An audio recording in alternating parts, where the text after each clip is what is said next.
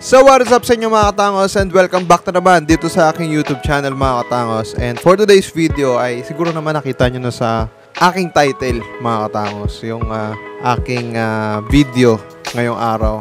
This is all about basic compositions na madalas na ginagamit ng mga photographers kapag kukuha sila ng mga photos na mga gusto nilang makuha or something.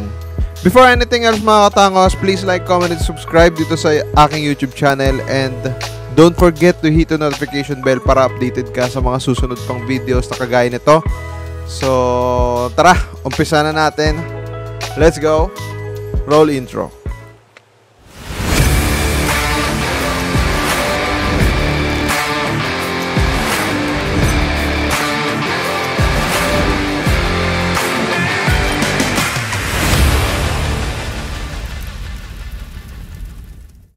At ayun na nga mga katangos, no? Marami ako nakikita sa internet mga katangos na mga explanations or pinapakita nila yung mga ganitong klase ng composition, ganito, ganyan. Pero hindi nila ina-explain kung para saan siya, kung saan siya bagay, kung alam mo yun, kung saan mas magandang gawin yung mga ganong klaseng composition. So dito sa video na to mga katangos, ipapakita ko sa inyo yung mga example na mga compositions na para magamit din natin siya. So, tara. Mag-umpisa tayo sa number 5 mga katangos. Para sa number 5, centered composition and symmetry. According to Google mga katangos, centered composition is a photography technique that places the main subject in the middle of the frame.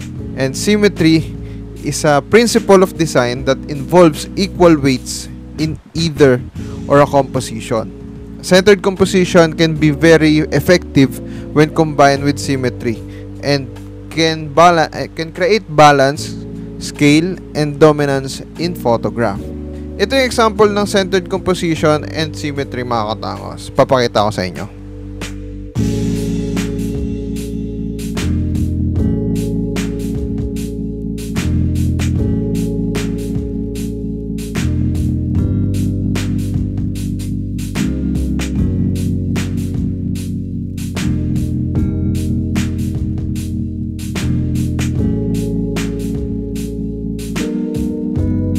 Ayan.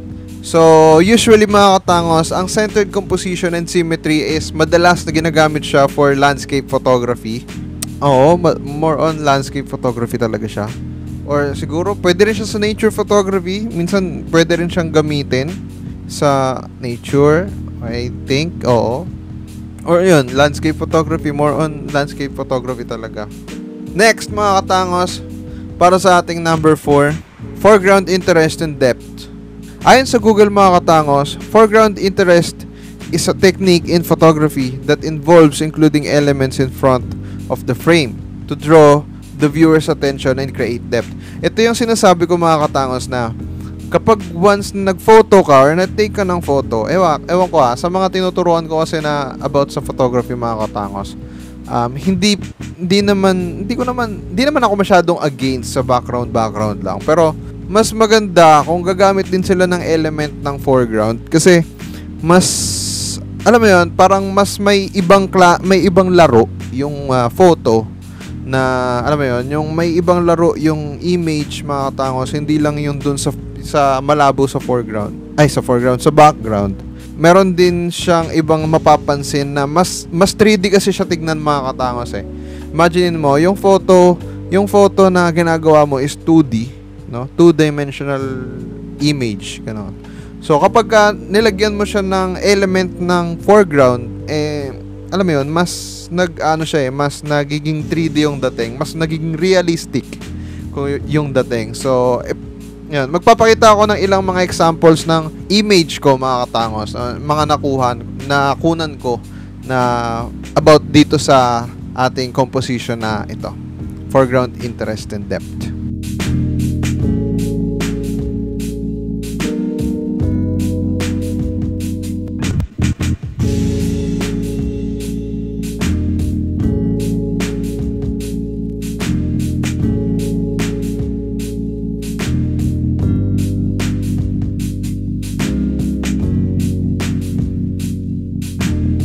So yun yung example na sinasabi ko. Mas may mas makikita nyo mga katangos yung pinaka-storya behind the photo kapag gumagamit ka rin usually ng foreground and background. Pag pinagsama-sama mo yung dalawang element na yan, is mas maganda yung nagiging kalalabasan ng image mo. So, yun. Next mga katangos, number 3, golden triangles. According to Google ulit mga katangos, the golden triangle is a compositional technique in photography that involves aligning subjects in order elements with an image along imaginary lines to create a sense of balance and harmony. So far, hindi pa ako nakakagawa ng ganitong klaseng composition, or hindi ko pa nagagamit itong klase ng composition na to dahil hindi pa ako masyadong nagte-nature. And siguro masasabi ko lang is magagamit mo itong composition na to sa mga nature images like mga bundok-bundok ganun. And cityscape, I think magagamit din siya lalo kapag sobrang dami or marami-rami mga buildings dun sa area mo. Possible din. So yun, magsa-search ako, ipapakita ko sa inyo ilan sa mga examples ng golden triangle. And ito yun.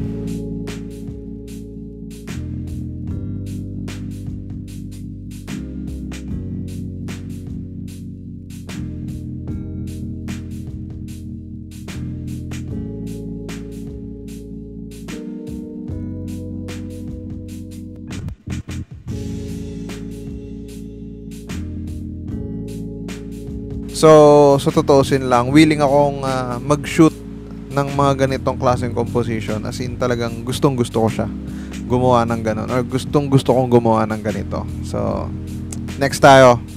Number 2 sa ating listahan mga katangos is leading lines. According to Google mga katangos, leading lines are a compositional technique in photography that use lines to guide the viewer's eyes to the subject of a photo. These lines can be natural or man-made and can be straight, curved, horizontal, vertical, or diagonal. Yung lines daw na ginagamit doon is natural, as in yun doon lang mismo makikita doon sa mismong kung saan ka nagpo-photo, or man-made. Yan.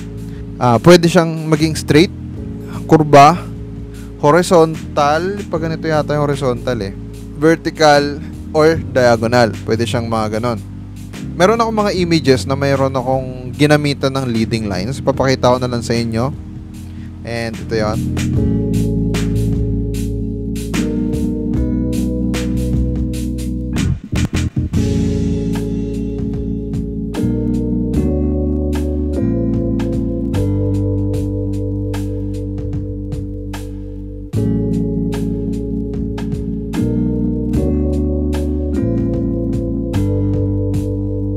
So yun, nakita nyo yung mga lines, di ba?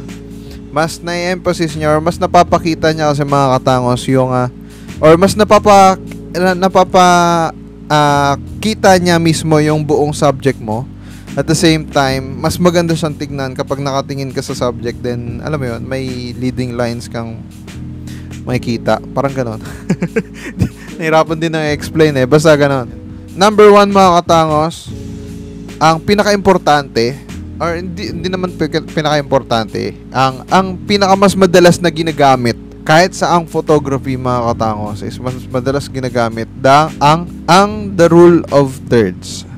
According to Google mga katangos, rule of thirds is a photography composition technique that involves dividing an image into 9 equal parts using 2 horizontal and 2 vertical lines. The most important elements of this image are then placed along the lines or at the points where they meet. Sa mga professional photographers mga katangos, gamay na nila yung grid na tinatawag. Gamay na nila yon. Kumbaga, meron na silang imaginary grid sa mata nila na once na tumingin sila sa viewfinder, is automatic nakita na nila kung saan, alam mo yun, kung saan yung ilalagay para lumabas yung ganitong klaseng elemento, yung rule of thirds. So yun nga, meron kasing ginagamit na grid dito mga katangos. Yung 9, para siyang 9 na square. Tapos parang, basta, ipapakita ko na lang sa'yo. Ganito yan. Yan. Para siyang 9 na square pag ganon. So, the rule of third is ganito. Yung ganito mo dapat siya kukunan. Papakita ko na lang sa inyo example. Yan. Ganyan dapat siya kukunan mga katangos. And yan, nakalagay dito, dividing an image into 9 equal parts using 2 horizontal and 2 vertical lines. The most important elements of the image are then placed along the lines or at the point where they meet. Yun ang sinabi dito. Papakita ko na lang sa inyo ilang mga image na ginamitan ng rule of thirds. So, ito yun.